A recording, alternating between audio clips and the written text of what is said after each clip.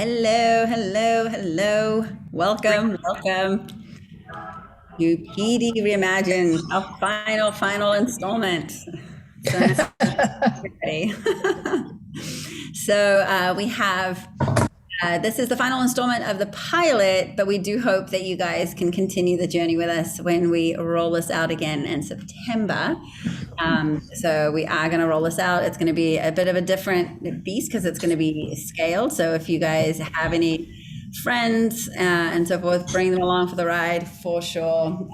We want to be able to support as many as possible. Hopefully you guys watched those intro. Did everyone see an intro video in the beginning? Okay, perfect. And we have sound on there, so we always encourage people to watch it with sound. So themes last summit, obviously, were about multitasking, stress management, and the reality of work-life balance with Maria.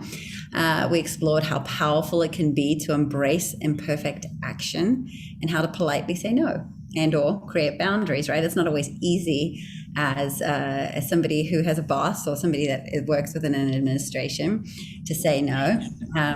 So it's how do you do that and how do you create those boundaries?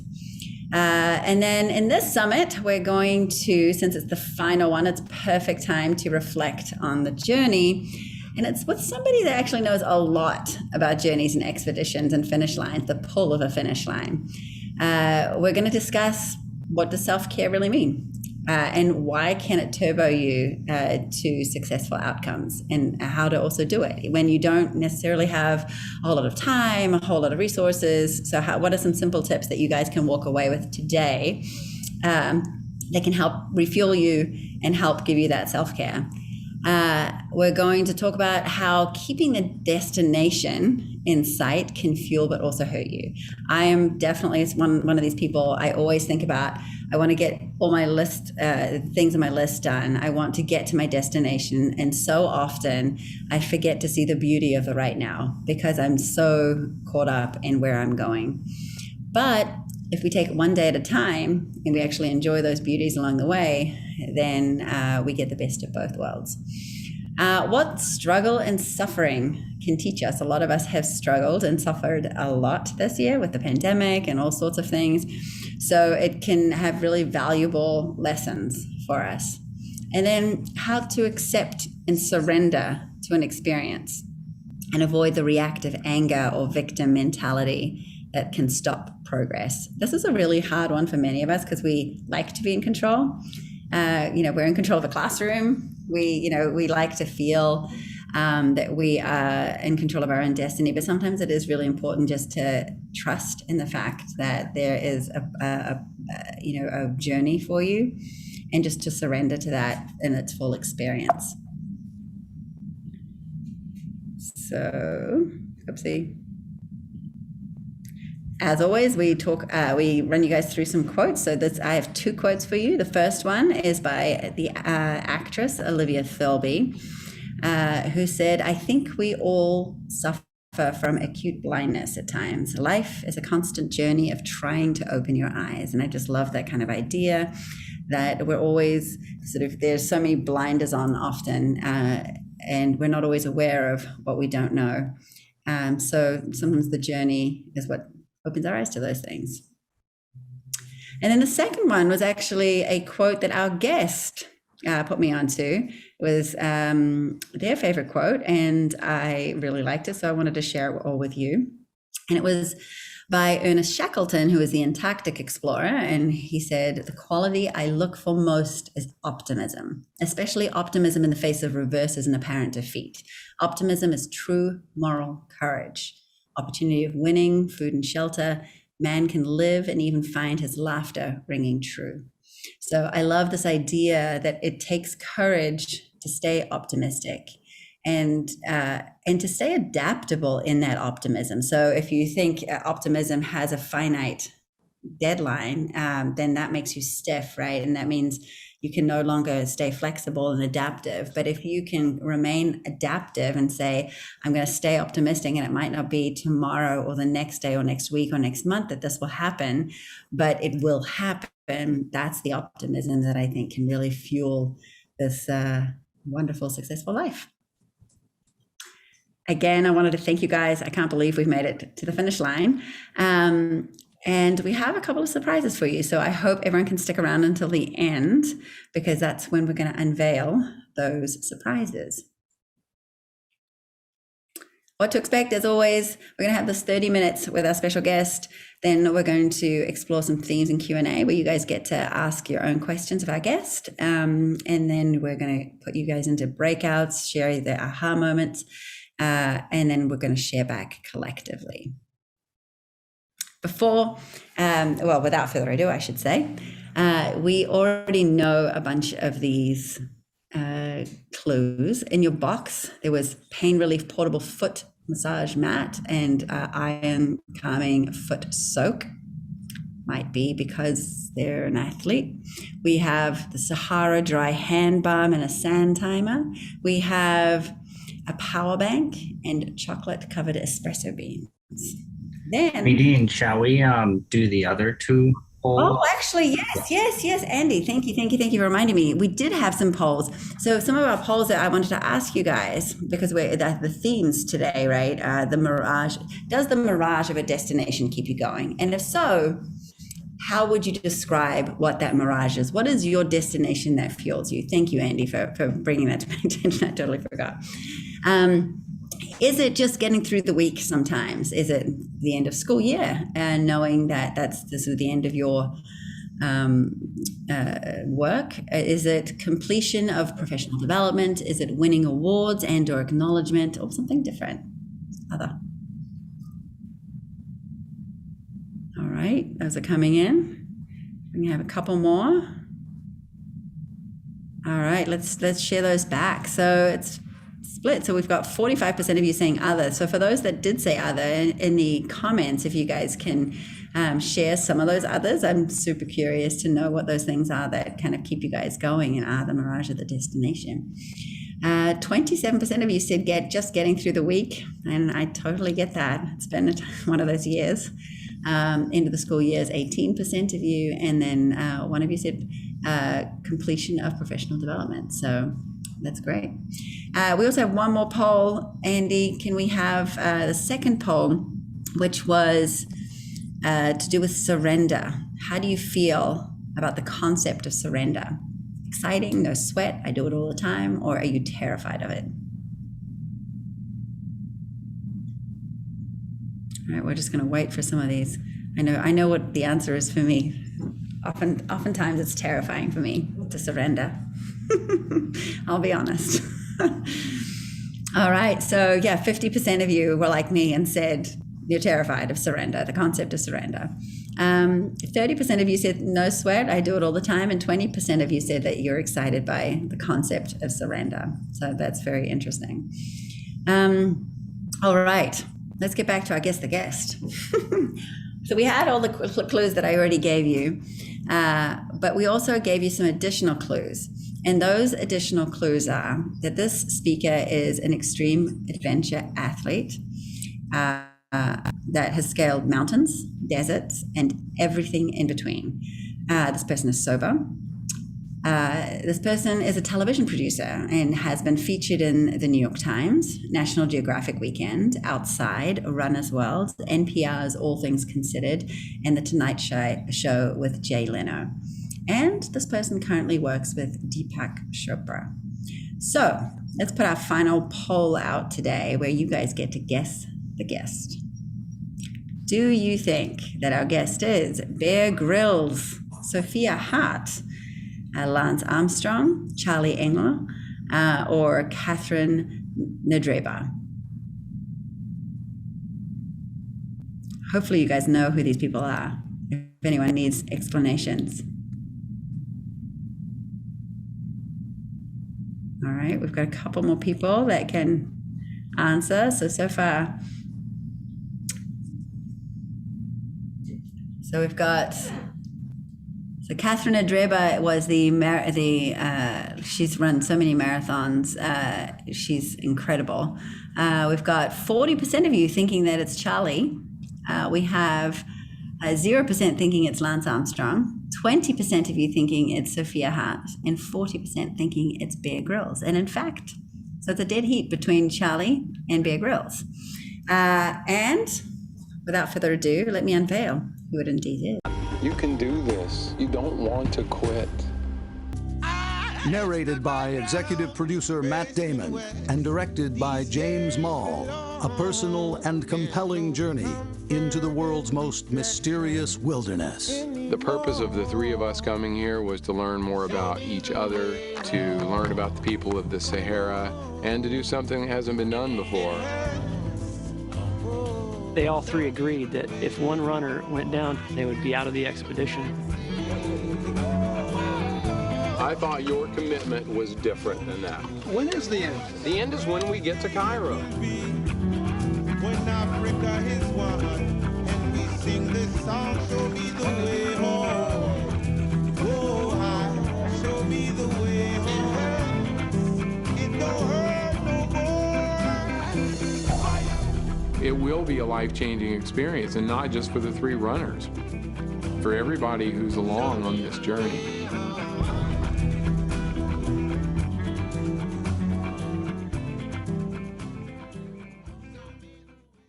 Without further ado, Charlie, you can probably tell your story better than anyone. This is tech glitches, right? If it makes you feel any better, I actually voted for Bear Grylls. You did? Come on. That's hilarious. No, so Charlie, you are incredible. And I don't know if everybody knows exactly how much you have accomplished, but you are best known. I mean, you're one of the top extreme athletes of the world.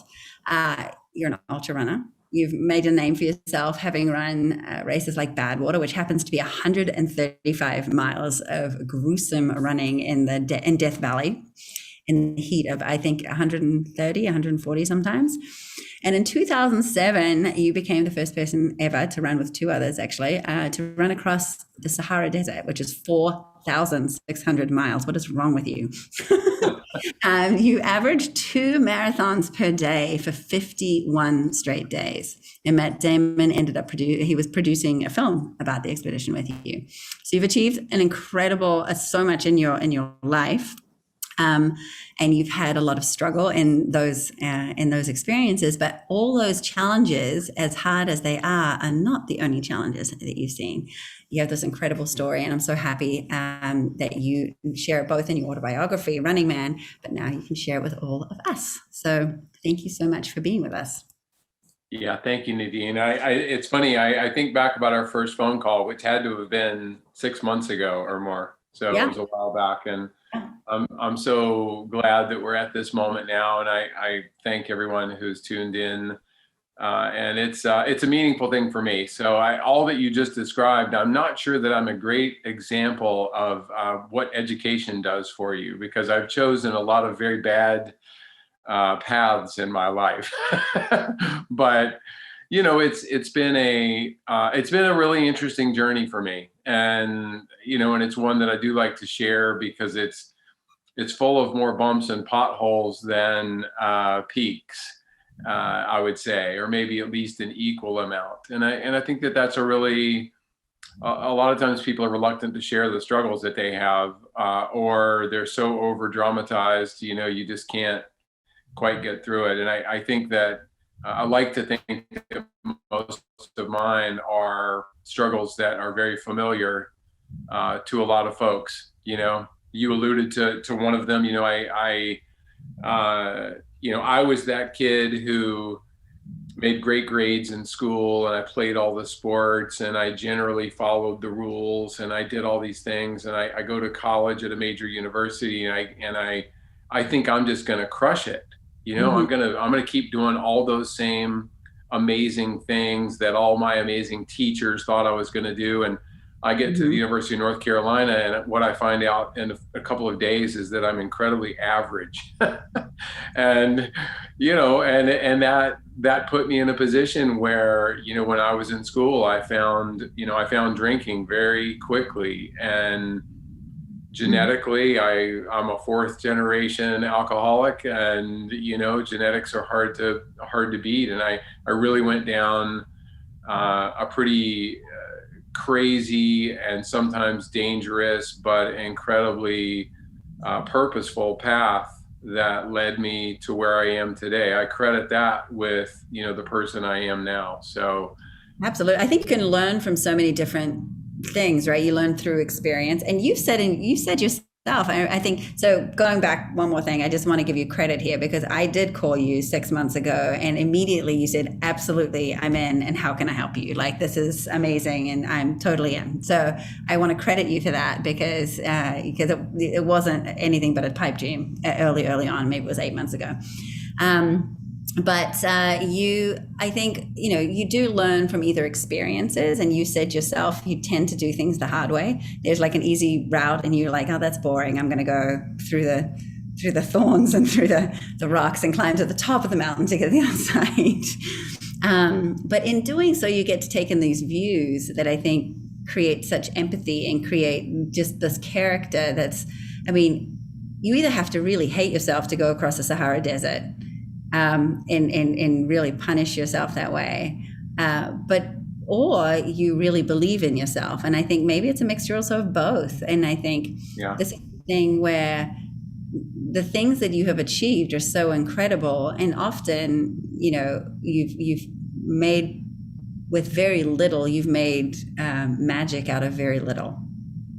Yeah, no, I appreciate that. And I think that, I know everyone on this call can relate to this, but, naturally we want to avoid suffering. And, I like to tell people that it's not only is it pointless, but it's actually can be damaging. Like there's no value in avoiding it because it's not going to, it would be like running a marathon and saying, I don't want to hurt while I'm running the marathon. And on one hand, I get that you may want to try to limit the hurting, but the fact of the matter is, at the end of the marathon and in the days and weeks and years after, and the stories that you tell, they're all about the hard times in the race. Mm-hmm. Nobody talks about how amazing the first 15 miles were. You don't even remember those because you were just cruising along, and when you hit that hard place, it is the lesson that ends up being formative more than anything else. It's the part that makes you who you are. And so much of it, and again, God, I actually can't imagine what these last couple of years have been like for most of you on here as teachers, and the lack of ability to control just about anything. and somehow, my mantra for many years has been basically that it doesn't matter what happens to you, it only matters what you do about it. And I do really embrace that idea pretty much every day. It's this idea that the greatest lessons come from hardship, but also it's a way to differentiate yourself and to actually get those incredibly good feelings. I think the feedback that we get from getting through a hard day, if you're not patting yourself on the back a little bit, then you need to get somebody else to do it, I guess. But like it's really important. And I also want to say, Nadine, you and I talked about this early on. I'm just by percentages, everybody on this call, has either had a struggle with some sort of addiction. You have a family member, you have a son or daughter, a mom or dad, or close workmate. You've probably lost someone to addiction, or someone whose child hasn't survived, or whatever. Like nobody escapes that in the country these days. And so we know what that kind of pain is like. And for me, I became a runner when I got sober at 29 years old. I'd been a runner before then, but I really embraced it at that time. And I spent a few years trying to run the addict out of me. I thought if I just ran hard enough that that guy's trying to kill me, so I'm going to get rid of him. And it took those 3 years to realize that addictive nature, that obsessive nature that I have is actually all the best parts of me. It's the part that actually makes me good at stuff. Yeah. Can you tell your story a little bit about though, because I think what's really incredible here, and I don't want to gloss over it, is it's kind of grew from one thing to another until one day and even your son who was Yeah. so precious, who you thought, this is going to turn me around. This is going to tell your story. This is Yeah. better than me telling it. I think it's just such an incredible story. Yeah, no, thank you. So, I mean, I'll date myself, so I went to college at UNC in 1980, and the beginning of what I like to call the cocaine decade. And I'm sorry, I make a lot of jokes, so you guys will have to forgive me. But I mean, it's just a fact. Drinking age was still 18 when I went to college. And, it was drugs like cocaine were truly ubiquitous on campus. And I mean, I think unfortunately, there's a lot of worse things these days. But I ended up just struggling. And by the end of my, second semester of my junior year, I didn't go to a single class. And strangely, they asked me to leave. I still can't believe that. But I basically spent 10 years of my life getting really good jobs, becoming the top salesperson everywhere I went. I got married, I bought a house. I did all these things because surely addicts don't do those things, right? So my mission was to balance my craziness with accomplishment.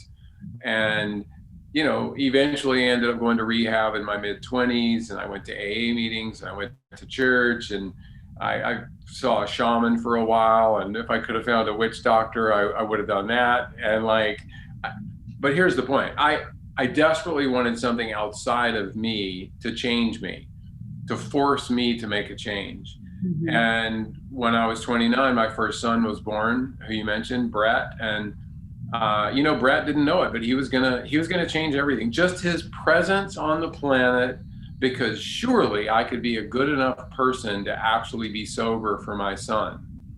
Little did I know that's not how it works. So, a couple months into his life, I had what I hope is still my last binge up to this day. But I spent 6 days, in a dumpy motel, drinking and smoking crack, and that binge ended with the police and bullets and bullets that were meant for you. Yeah, somebody tried to actually shoot me, and it was then that moment, with 6 days of no sleeping and just in terrible shape, that I actually had the clearest thought that I've ever had in my life. And it was the simple thought that, nobody's coming to save you. Like your son, your baby son certainly can't save you, and your boss and your wife and all of these folks, they can support you, but they can't save you until you're ready to make a change. And I knew that I was at a decision point, between living and dying. And as you've already established, I chose running. Mm-hmm. And I went to an AA meeting that night, and I'd been to a lot of meetings before, but I had gone there to get somebody off my back, frankly, or to appease some other situation and ease the pressure. And meanwhile, I was plotting and planning, my next drinking adventure. And that was the first meeting I went to that night, with the intent of actually opening my heart and my ears and my curiosity. And I put my running shoes on the next morning, and I committed to doing 30 days. I said, I'm going to go to a meeting and I'm going to run every day for 30 days. And I'm just going to see what happens. And at the end of 30 days, my life had gotten better. And I said, I'm going to do this for 90 days. I did the 90, and 3 years later, I hadn't missed a single day. So for 3 straight years, I ran, and I went to a meeting every single day. I ran roughly 35 marathons in that period of time, because I had that whole addiction thing under control, as I like to say. And do you think you swapped one for another? Or, I mean, you actually, I've heard you talk about the difference though between the two. All I can tell you is, I never pawned my computer to enter a race, or sold my car to buy dope. And what's the difference in how it made you feel though? Yeah. And I mean, it really was addiction really is about being invisible. It's about if you have a feeling, you cram it down as deeply as you can. I would just drink that feeling away. And running was the exact opposite. There's no hiding, as you know, Nadine, there's no hiding in running. You get the opportunity to be fully present for the good and the bad, the blisters and the glory and the medals and all of that. You're fully present the whole time. There's no, there's nowhere to hide. And so that ended up being a really great gift for me, to look, it's voluntary suffering. And it's so important to put yourself, I don't want to speak for anyone else. It's important for me to put myself in situations where I want to quit. And I am certain that I cannot go any farther, whether it's 100-miler or the Sahara Desert. I want to get to that place where I can't go any farther, and then find a way to use the tools that I have to get past that moment. And those are the times that when whether it's my marriage or it's my health or my business or whatever it is, when I'm struggling in those places, my mind goes back to the times when I've felt this before. It's not the first time I've struggled. And I know that if I just let that moment pass, like if I do the things I know how to do with running, it probably means, drinking an extra cup of water or electrolytes and eating something, maybe slow down to a walk for 5 minutes and allow my body to recover. That's self-care. That's the true, instead of continuing to just pound ahead with the pain and not make any adjustments. What running has taught me to do, not just in running, but in all parts of my life, is to make those minor adjustments, not worry about where the rest of the crowd is, what they're doing. All the people who pass me when I stop to walk, I may or may not see them later in the race again anyway, but they're not on my journey. I'm on my journey. And I'm the only one, and the only miles that I can run are the ones right in front of me. I can't worry about tomorrow's miles. It's very interesting because you're talking about how you like to challenge yourself to go further and push further. But what I'm hearing you say is it's actually a forward motion, and the self-care piece of it is it doesn't matter what the speed of that forward motion is as long as it's forward motion, and you're listening to yourself.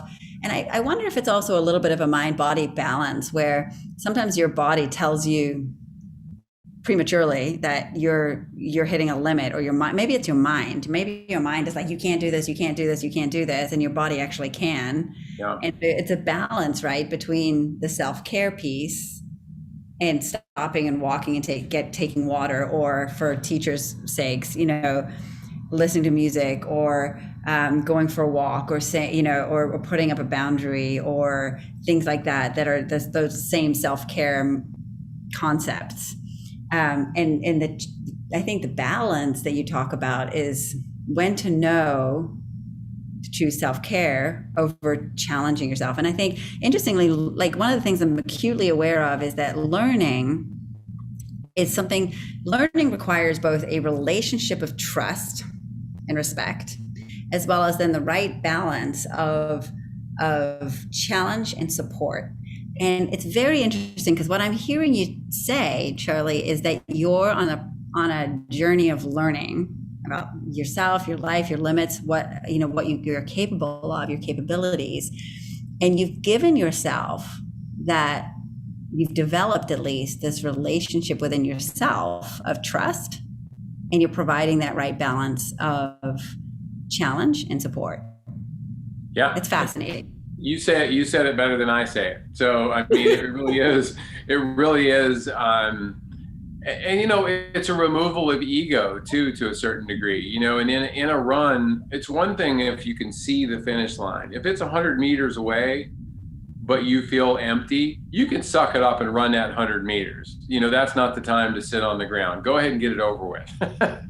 Yeah. But if you're at mile 13 and you're going to keep forcing the sort of negative things that are happening, you're going to keep forcing, you've got blisters, your shoes untied, your whatever's going on, and you're not dealing with it, you're not going to make it to the end. Like you literally have to do some self-care along the way. And I think I'm sure it's a good parallel for many of you who are listening in here, because and better than I do what I'm saying. You have to find, you have to find ways. It seems impossible, but whatever those tools are, I like to ask people, and I should do a poll here, but we should Yeah, ask it I and like people to can ask put it people in the like, how comments. many of you on this on this call right now absolutely hate running?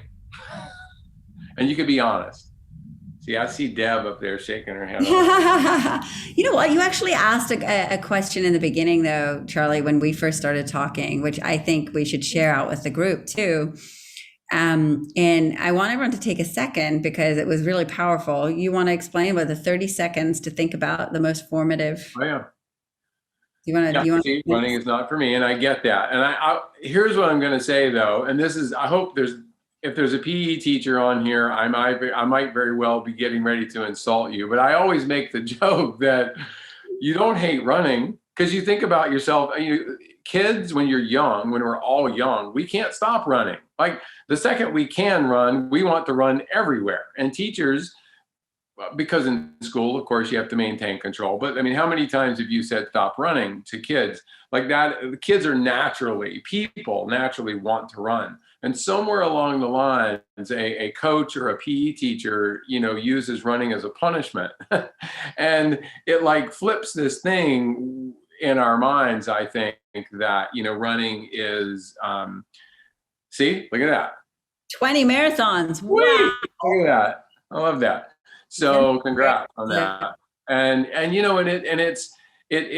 it's not what people think it is. What's funny is I don't even like to run that much. I mean, I'm not kidding you. I like what running does for me.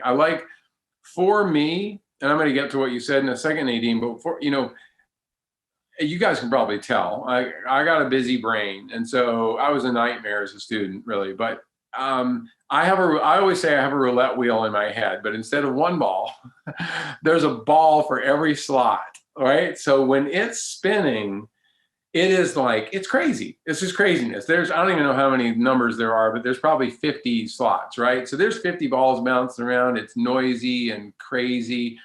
When I go run, it takes 10 minutes, 15, whatever it takes. But those balls all find a spot when I'm running. And they settle into place and my mind quiets down and it allows for me to be able to actually sort of think about and consider whatever it is that I need to be thinking about. It clears the clutter and allows for that thought to come. So whatever that is for any of you, I certainly encourage from a practical side to figure out what that is. And now very often it probably has to be in a short period of time. You may only have a short break if it's in the middle of a very stressful day, which many of them are, whatever that thing is, whether it's a little breath work, a breathing exercise, 3 minutes with your headphones on and a short meditation. I mean, something to settle those things down. But what Nadine's talking about is I truly believe that this is, I have audiences do this all the time, is just we won't even do 30 seconds, but just take 10 seconds and think about this one thing for a second. Just think about what you would consider to be the most formative thing to have happened in your life. Like that incident that has happened in your life that has made you, at least partially, who you are today.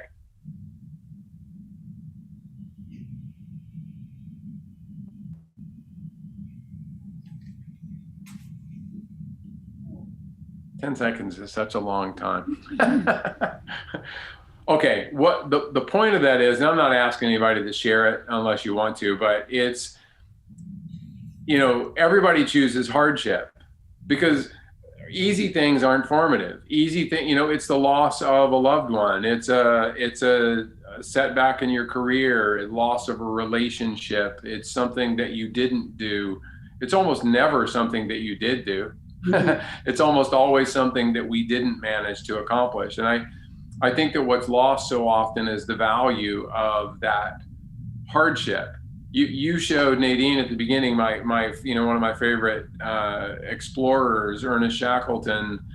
He was just, without telling his story, he led a lot of men into a really difficult situation. And over the course of 2 years in Antarctica, all 26 of them managed to survive pretty much an unsurvivable situation. And they all attributed Ernest Shackleton's optimism as the thing that got them through. And I like to say, who you are can't really be revealed until everything has fallen apart. And I mean, we've all been there. Like everybody, whatever your version of that is, the true nature of who you are. It's easy to be optimistic when everything's going your way, but who are you when nothing's going your way? Yeah. And by the way, that can happen at the flip of a switch, right? I mean, tell your part of the story, which is, okay, fast forward, you meet some guy in a jungle who says, has anyone ever run across the Sahara Desert? And you go, I don't think so. And you see that as a challenge that you want to take on. You're like, yeah, I want to run across the Sahara Desert. You assemble this crazy crew of people, talk about leading people to their potential doom, right? Yeah. To the Sahara Desert. A weekend, you think it's all done and you think no one can make it. Talk about that. Yeah, well, so at the time too, and you teased this in the beginning, I was the senior producer for a TV show called Extreme Makeover Home Edition. So, my life had improved pretty dramatically. So I got sober in 1992, and this is now the early 2000s. So I've got more than 10 years clean and sober at this point. I'm actually ranked as the top ultra distance runner in the world, and there is a thing. That is a thing. There's only like 3 of us. No, I'm just kidding. There's a lot of us, but and that's an obscure ranking because it does depend on the types of races. But all that aside, I've done well in this sport that pays me absolutely no money, and I mean zero. It's the only professional sport where you go into debt every time you race, even if you win the race. And I meet this guy in the Amazon because that's where all the best relationships start. And he throws out this idea, and I take possession of it. And I start to tell people I'm going to be the first person to run across the Sahara Desert, and no one's ever done it before. And, this is I love having this part of the talk to young, truly young audiences. I do a lot of, teenagers and college classes. And I remind people, and it applies to all of us, that when you have a big idea, there's always going to be people telling you that it's impossible. Always. Mm-hmm. And I don't care if that big idea is, I'm going to lose 30 pounds by Christmas, right? I mean, whatever that our ideas come in all different shapes and sizes. And it's the weirdest human nature thing that I've learned through the years. I'll throw out something that is meaningful to me, even when I got sober, and I told friends, I'm done. I'm finished. I had my drinking friends were like, you don't need to quit. You just need to slow down because, whatever. And I'm like, have you been watching me? Like, if I could slow down, don't you think I would have? And the point was, they're trying to pull me back to them, because it's the strangest thing. Sometimes the people that love and care for us the most, their fear about us leaving them, about us progressing in our career or in our lives or running a marathon. People will tell me sometimes, I'm going to run a marathon. I'm raising money for Alzheimer's. I'm like, you can just run the marathon. It's okay. You don't have, it's great if you want to do it for a nonprofit. That's wonderful. But that's for you doing this activity. Okay, I'm getting off track here. So I tell people I'm going to run in the Sahara Desert. I'm working on Extreme Makeover Home Edition. I get an introduction to this guy named James Mall, who is, he'd won the Academy Award for Best Documentary 2 years earlier. No way is this guy coming on board this project. I'm a nobody. And I go in and give the worst idea pitch in history. Literally the worst. And he stands up and puts out his hand and he's like, I'll do it. It was pure enthusiasm. So a week later, he calls me and he's like, by the way, I told you we need a production company, and Matt Damon would like to executive produce this project, and he wants to be the narrator of the film. Would that be okay with you? And I took a beat and I was very quiet for a second. I said, I was really hoping for somebody better, but yeah, Matt Damon will be fine. And so I now have these 2 Academy Award winners attached to this crazy project. and about running across sand, very riveting stuff. And as you said earlier, a year and a half later, we're in the desert. It's 140 degrees. Like, I've got 20 people out there with me. And I mean, maybe runners and 2 runners who are your friends. Yeah, well, one of them is the guy who actually blurted out the stupid idea to begin with. So I showed him. I made him go with me. But you guys made a pact, right? That if anyone dropped out, then you'd all drop out. None of you would finish the race. Yeah. So I mean, it really put the pressure on. What it did is it forced us to recognize the very obvious, which is you're always, in any circumstance, you're only as fast as your slowest person. Mm-hmm. And again, I'm sure that rings true with many of you in other parts of your life. You can only move forward at the pace of the person that's sort of bringing up the rear. So for us, that meant every single day it seemed like we shifted. When I would feel good, somebody else would feel lousy. When I felt terrible, the other 2 guys would feel amazing. But we had to sort it out. We had to find a way to just keep moving. And I do want to say, I'm not nitpicky on statistics, but I want to say that you said at the very beginning that I ran 2 marathons a day for 51 days. And who's counting? But it was actually 111 consecutive days. Okay, there you go. Sorry. It was 111 days. My math has never been my strong suit. I knew it was 4,600 miles, but I mean, who knew Africa was that big? I needed a geography teacher to help me with that one. Anything have prepared you for that, though, because you've done Death Valley, right? Which is also a desert, different though. Yeah. Well, what's interesting is, and again, I know you guys can relate. In the Sahara, there was no way to train for it. You can't train for running almost 5,000 miles because too many things are going to go wrong. The only thing I could try to do is prepare and make my business plan, because that's really what it was. It's basically a plan for the expedition. And I knew that of the 25 things that were on my list of things that could go wrong, like, they would probably all go wrong at one time or another. And that's where the good part actually was, is when something went wrong. We ran out of food, we ran out of water, it's 140 degrees. There was stomach bugs. You name it. We people quit, support team quit. We had vehicles blow up in the desert. Like, everything that could happen, did happen. And what I recognized is really about a week into the expedition, Hollywood was calling, and they're like threatening to pull the plug on this entire project, because it was about to be the world's shortest big expedition.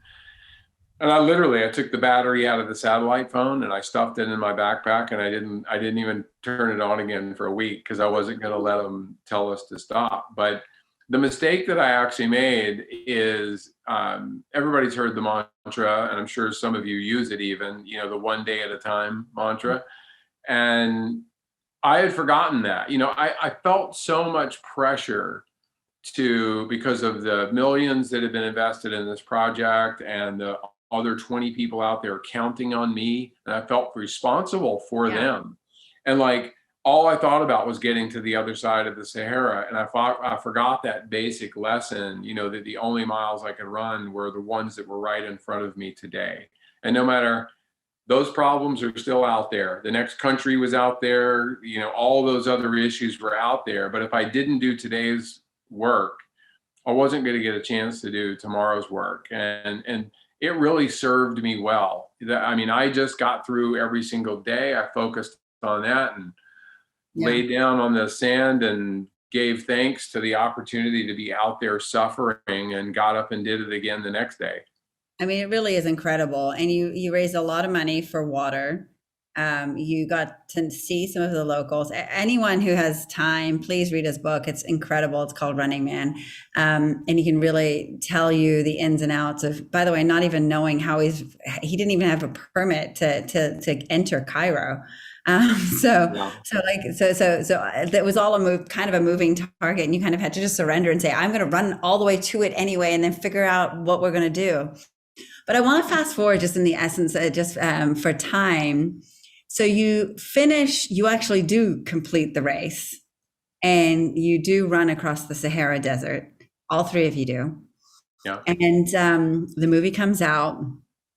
Then what happens? So you're on a high. That's like all the amazing stuff happens. You're on a high, right? Life is good. Life is good. And actually, so the Clean Water nonprofit, I raised $6 million just during the run and after. And that nonprofit is now called water.org. And we've raised over $2 billion in all these years. And Matt Damon is, my partner in that. And like things were good. You dated me a little bit earlier too, because you said I was on Jay Leno, and like, you say that to 20-year-olds now, they're like, who?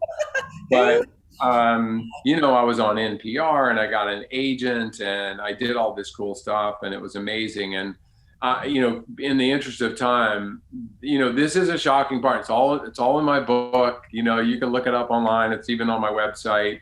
But in short, I attracted the attention of one single IRS agent in my little small town in Greensboro, North Carolina, and he was not impressed with my run across the Sahara. And he opened an investigation into my taxes, and that led absolutely nowhere because I paid my taxes. But for whatever reason, he kept digging. And for perspective, this was 2010. We all remember the financial crisis and the things that were going on in that time in our country. And long story short, I end up becoming the only borrower in the United States to be charged with overstating my income on a home loan application. Which they had fraudulently forged your signature on. The mortgage broker had forged, and I went to trial, which nobody does against the feds, right? So this broker filled out an application, he signed my name to it, he put it in there. You would think that would be the end of the story. And in fact, I was found not guilty of those things, but I was found guilty of mail fraud because I took this package, I signed where all the red sticky notes are, and I put that in the mail. And it no longer mattered whether I knew that forged loan document was in there. I owned it then. Mm-hmm. And I was sentenced to 21 months in federal prison in Beckley, West Virginia. And on Valentine's Day, 2011, my teenage sons drove me to Beckley, West Virginia from North Carolina and dropped me off at the front gate of prison. So pretty much the worst summer camp ever. And I was devastated. Everything I had worked for, technically felt like it was gone. At that point, I was 17 or 18 years sober, 19 years even. And, in my 20s, it wouldn't have shocked anybody maybe if I'd gotten in trouble with the law. But I'd been a good citizen all these years, and I didn't deserve what happened to me. I ended up on the front page of the New York Times, mm-hmm. and with articles that basically said this is the biggest bunch of what ever. And anyway, all that aside, I'm in prison.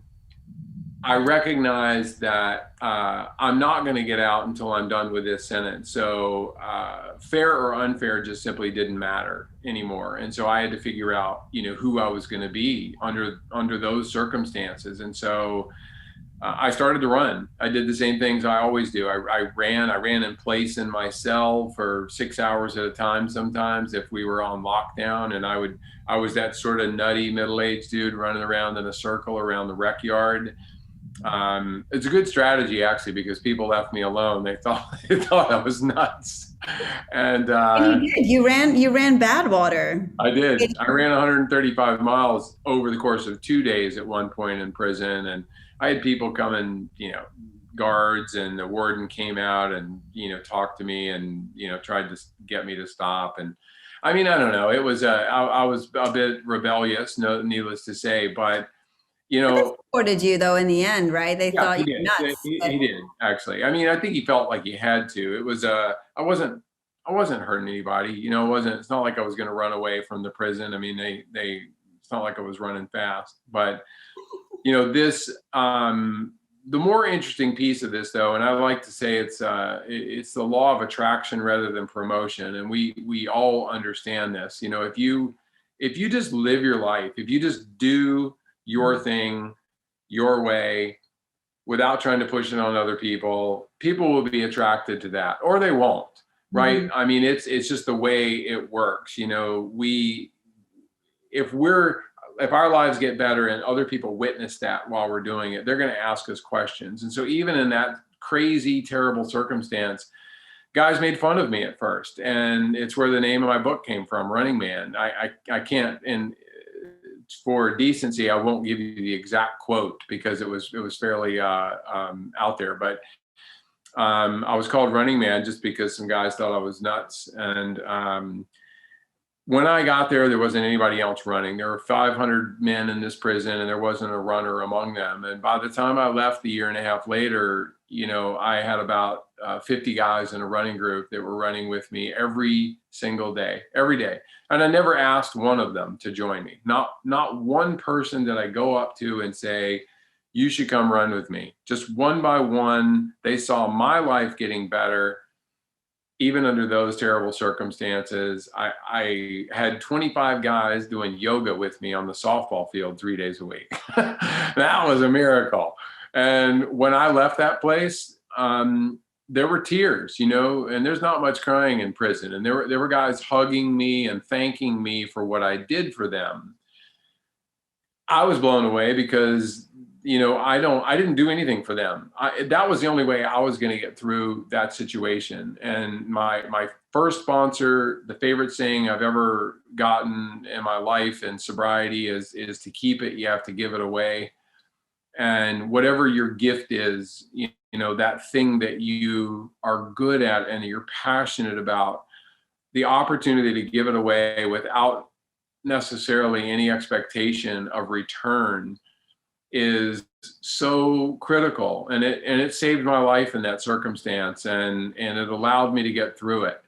And then finally I got out, and I, you know, as you can tell, I mean, I own this. I get on stages with 10,000 people in the audience, and I always look at it like I cut my chest open here, I dump all this out on stage, and I welcome people to share in this struggle, because everybody has their version of my story. You know, yeah. It's maybe a little more extreme in some cases, but you know, it's a struggle, and our happiness is still up to us.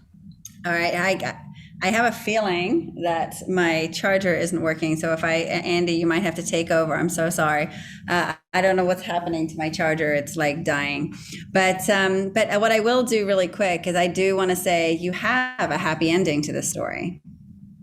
Right? Yeah. I mean, it's really been amazing. I mean, I have, you know, I've been love.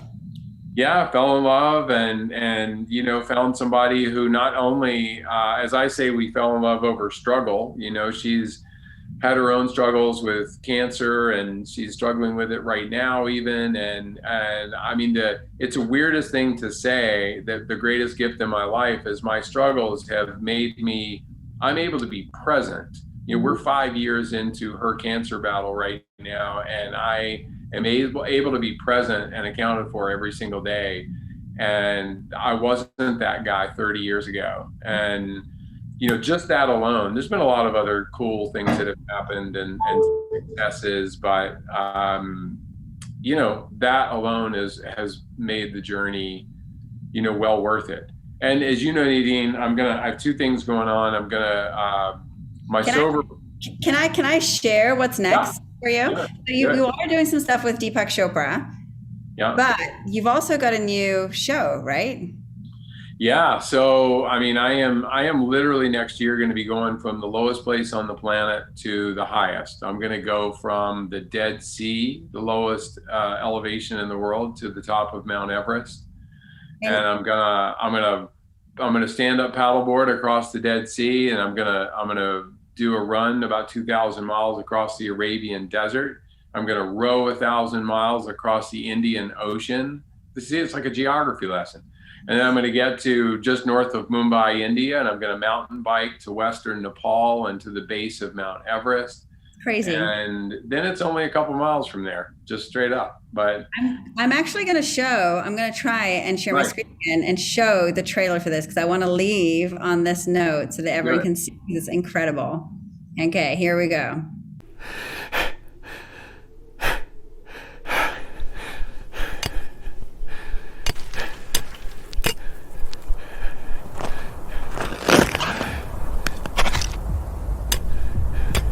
throw roses into the abyss and say, "Here is my thanks to the monster who didn't succeed in swallowing me alive."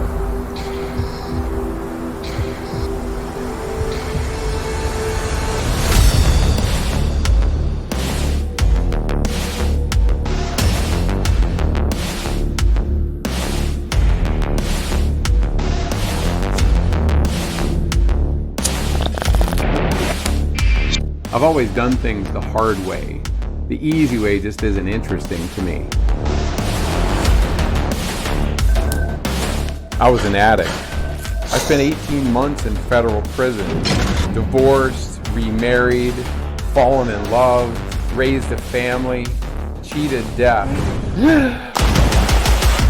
But I've never done anything like this before. People ask me, "Why are you doing this?" I ache for this.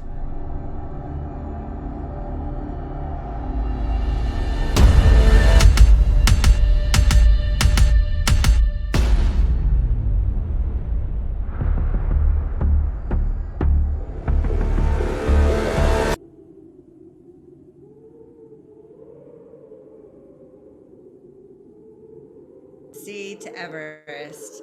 So thank you so much, Charlie, for being with us. I know we're running a little over, but does anyone have any questions? I'm hoping that my... Hey, by the way, I'm sending out sign-ups, so you guys can all pick which leg of the journey you want to go on. So just let me know, and come on. Yeah, I'm gonna sit this one out, actually. All right. I'll watch from my couch. I think it's incredible. I think I will definitely run with you. Next time you're in town, though, I would love to go for a run with you. Yeah, no, that'd be great. Jamie, all right, I'm counting on it. Does anyone have any questions at all?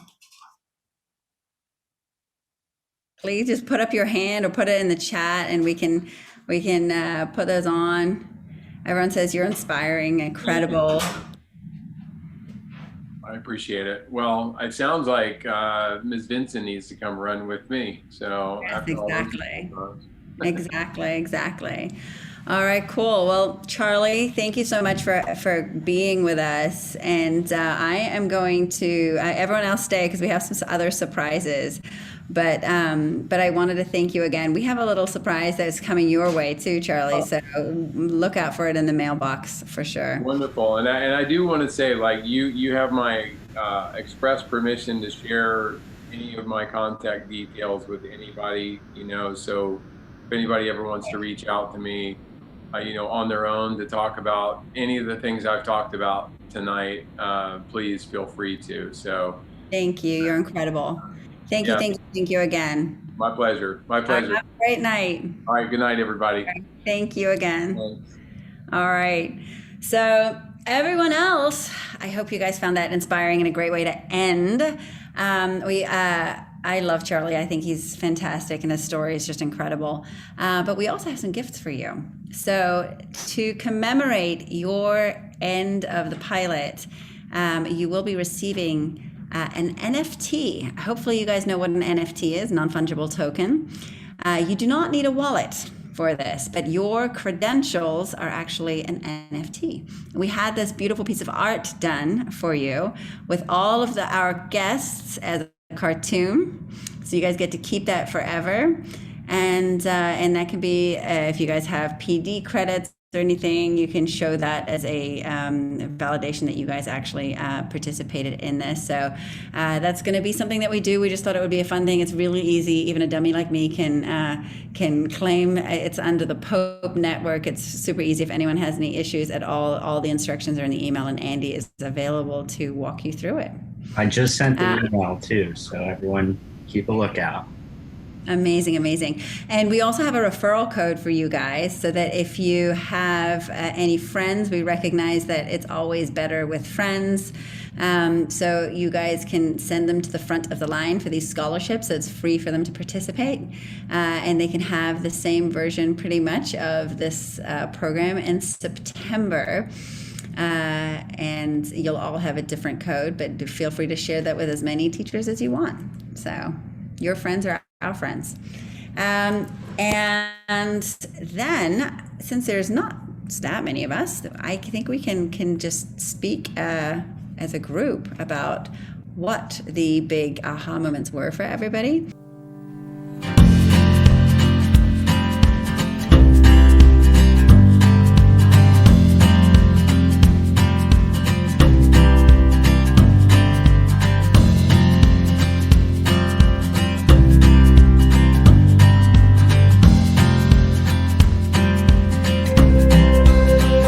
I'm going to let everybody go, but I'm going to let you go with a song, because I got a feeling the next year is going to be epic.